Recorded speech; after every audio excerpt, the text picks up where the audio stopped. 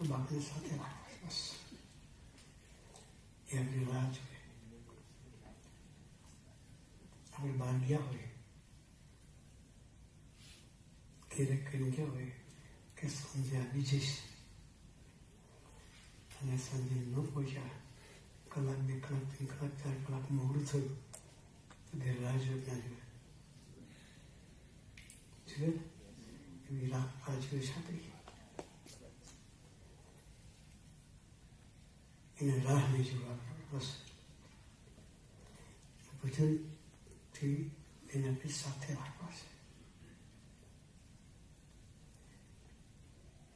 બીજું શબ્દોને કહ્યું ભગવદી. નિરામય પ્રદેશમાં ભગવદીનો શિકાર સહજ છે, આનંદ છે. પ્રભુના બળે ભગવદીના હિસાબે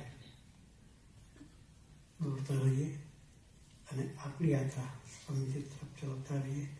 એ માટે ગુરુએ આપણે સૌને ખૂબ ખૂબ બાળકોની શક્તિ આપે. એક પ્રાર્થના સજાવે છે.